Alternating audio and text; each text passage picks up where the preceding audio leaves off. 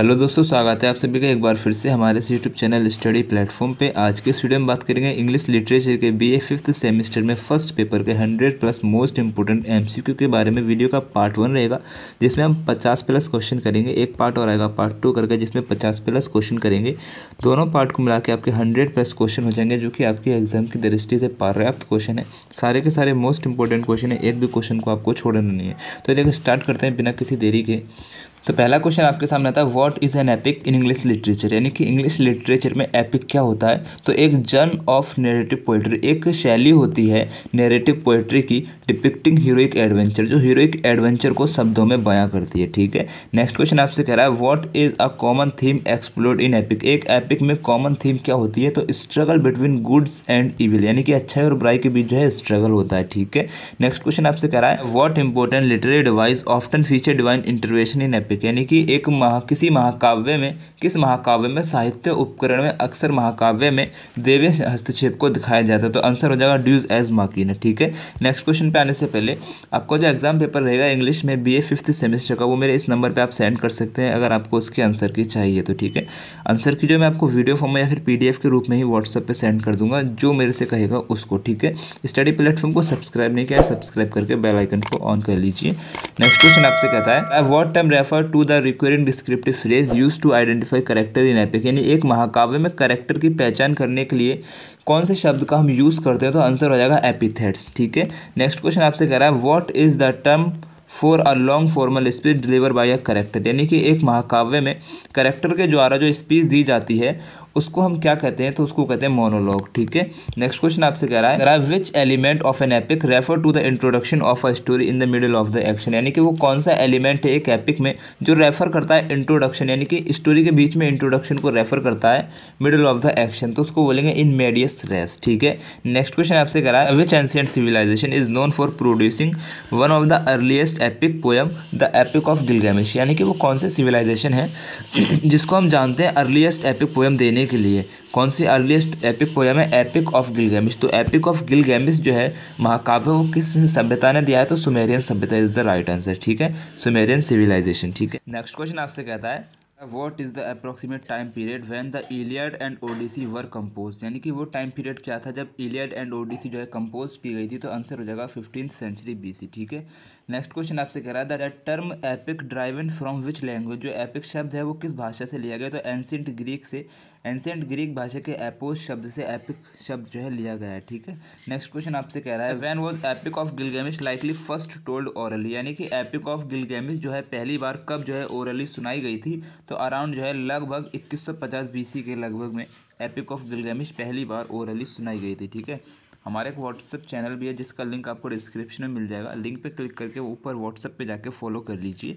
Study platform को subscribe नहीं किया है, सब्सक्राइब करके बेल आइकन को ऑन कर लीजिए। ठीक है, नेक्स्ट क्वेश्चन आपसे कह रहा है, what is the estimate time frame within which the epic of Gilgamesh was eventually written down, यानी कि वो कौन सा टाइम पीरियड था जब एपिक ऑफ गिलगामेश जो है लिखा गया था। तो 1300 BC से 1000 BC का जो टाइम पीरियड है उस टाइम पीरियड में एपिक ऑफ गिलगामेश लिखा गया था। ठीक है, नेक्स्ट क्वेश्चन आपसे कह रहा है, Beowulf is an old English epic that primary deals with, Beowulf क्या है, एक ओल्ड इंग्लिश एपिक है जो मुख्य रूप से डील करती है किसके बारे में, battle against supernatural monster, supernatural monster के खिलाफ के युद्ध के बारे में डील करते हैं। ठीक है, नेक्स्ट क्वेश्चन आपसे कह रहा है, what is the primary focus Odyssey by Homer, यानी कि होमर के द्वारा जो ओडिसी लिखा गया है वो मुख्य रूप से फोकस करता है किस पे फोकस करता है, the story of Odysseus journey home, Odysseus की जर्नी होम पे फोकस करता है। ठीक है, ओडिसीज की जो जर्नी है होम की उस पे फोकस करता है। ठीक है, नेक्स्ट क्वेश्चन आपसे कह रहा है, who is the central character of the Faerie Queene, the Faerie Queene के सेंट्रल कैरेक्टर कौन था। आंसर हो जाएगा किंग अर्थर। ठीक है,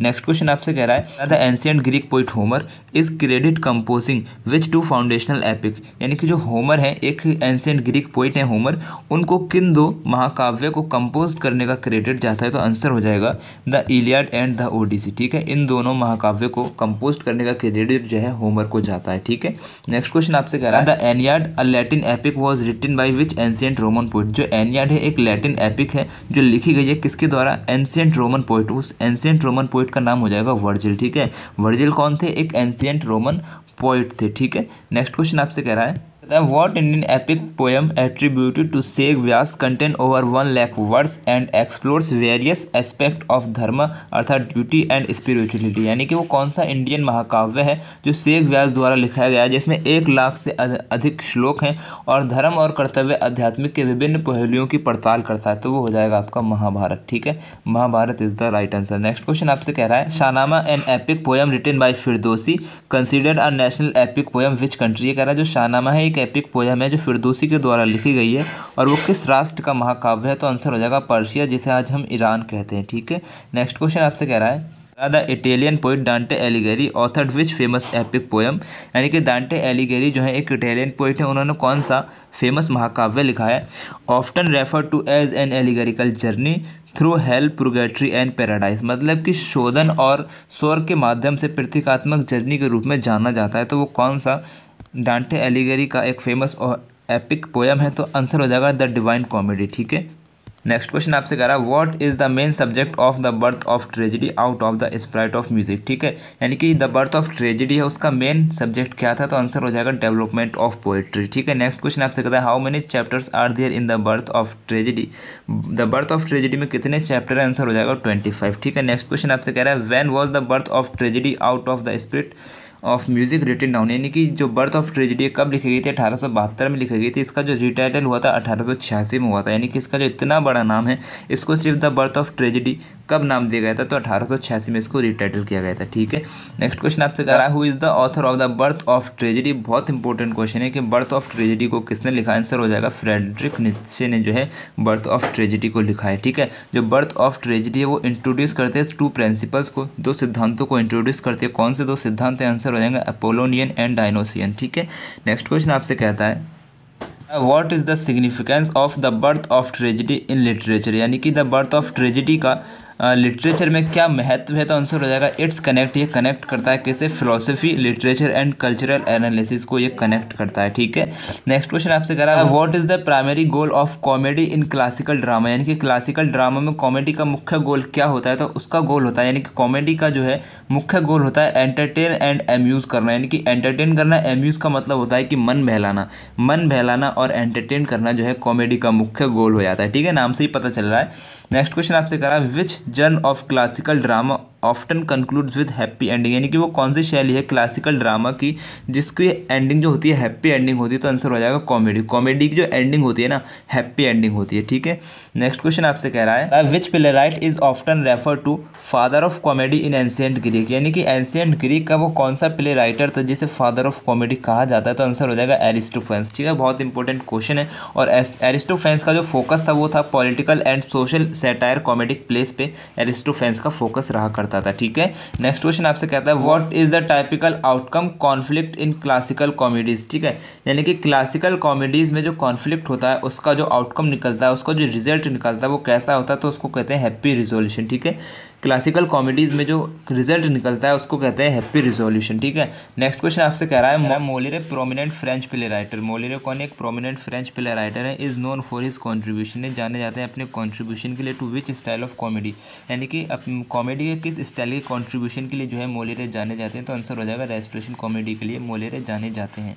हु इज क्रिएटेड, यानी कि किसने क्रिएट किया था classic conception of comedy in ancient Greek. Ancient Greek में कॉमेडी का क्लासिक कॉन्सेप्शन ऑफ कॉमेडी को किसने क्रिएट किया था। तो आंसर हो जाएगा एरिस्टोटल ने जो है क्लासिक कॉन्सेप्शन ऑफ कॉमेडी को एंशिएंट ग्रीक में क्रिएट किया था। ठीक है, नेक्स्ट क्वेश्चन आपसे कह रहा है what is the time period associate with the origin of comedy. Comedy का जो ओरिजिन हुआ था उसका टाइम पीरियड क्या था। तो आंसर हो जाएगा 14th सेंचुरी BC। ठीक है, स्टडी प्लेटफॉर्म को सब्सक्राइब नहीं किया, सब्सक्राइब करके बेल आइकन को ऑन कर लीजिए। नेक्स्ट क्वेश्चन आपसे कहता है आपसे कह रहा है whose plays is waiting for Godot. Waiting for Godot किसका प्ले है। तो आंसर हो जाएगा सैमुअल बेकेट। ठीक है, नेक्स्ट क्वेश्चन आपसे कह रहा है what is the primary focus of tragedy in classical drama. यानी कि ट्रेजेडी इन क्लासिकल ड्रामा का मुख्य फोकस क्या है। तो आंसर हो जाएगा डाउनफॉल एंड सफरिंग। यानी कि पतन और कष्ट जो है ट्रेजेडी इन क्लासिकल ड्रामा का मुख्य फोकस होता है। ठीक है, नेक्स्ट क्वेश्चन आपसे कह रहा है which term refer to emotional released experienced audience after witnessing tragedy, यानी कि ट्रेजेडी को सुनने के बाद ऑडियंस जो है एक्सपीरियंस रिलीज करती है उसको किस नाम से जाने जाते हैं, किस शब्द से जाना जाता है, तो उसको बोलते हैं कैथारसिस। ठीक है, नेक्स्ट क्वेश्चन आपसे कह रहा है that term nemesis in tragedy refer to, जो शब्द है नेमेसिस ट्रेजेडी में वो रेफर करता है किसे, रेट्रिब्यूशन एंड पनिशमेंट, वो पनिशमेंट जो गॉड के द्वारा दी जाती है। ठीक है, divine retribution and punishment.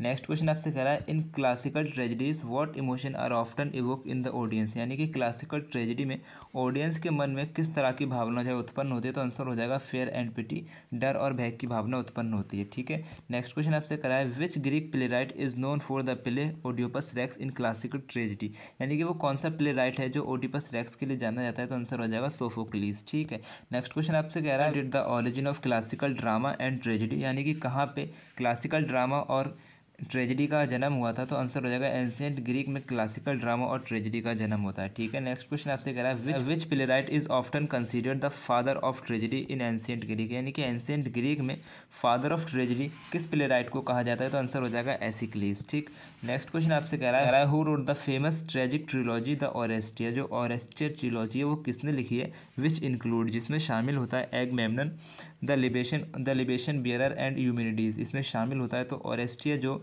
Trilogy है किसने लिखी, आंसर हो जाएगा एसिक्लीस। ठीक, नेक्स्ट क्वेश्चन आपसे कह रहा है what is the Greek term for the first entrance song by the coarse in a tragedy, यानी कि एक ट्रेजेडी में कोरस के द्वारा जो सॉन्ग गाया जाता है एंट्रेंस के टाइम पर उसको किस नाम से संबोधित किया जाता है, तो आंसर हो जाएगा पैरोडोस। ठीक है, नेक्स्ट क्वेश्चन आपसे कह रहा है व्हाट सिग्निफिकेंट इवेंट, यानी कि वो कौन सी महत्वपूर्ण घटना है जो चिन्हित करती है, मार्क यानी कि चिन्हित करती है end of the golden age of Greek tragedy and drama, यानी कि ड्रामा और ग्रीक ट्रेजेडी के गोल्डन एज को चिन्हित करती है, तो आंसर हो जाएगा द पेलोपोनेशियन वॉर। ठीक है, नेक्स्ट क्वेश्चन आपसे कह रहा है which Roman playwright adapted Greek tragedies and introduce then Roman audience, यानी कि वो कौन सा रोमन का प्ले राइट था जिसने ग्रीक ट्रेजेडीज को एडेप्ट किया था और उसको जो है रोमन ऑडियंस को सुनाया था, तो आंसर हो जाएगा सेनेका। ठीक है, नेक्स्ट क्वेश्चन आपसे कह रहा है विच रेनेसेंस प्ले राइट, यानी कि वो कौन सा रेनेसेंस प्ले राइट है incorporate elements of classical tragedy into his work, यानी कि जो अपने वर्क में क्लासिकल ट्रेजेडी के तत्वों को शामिल करता है, ब्लेंडिंग देम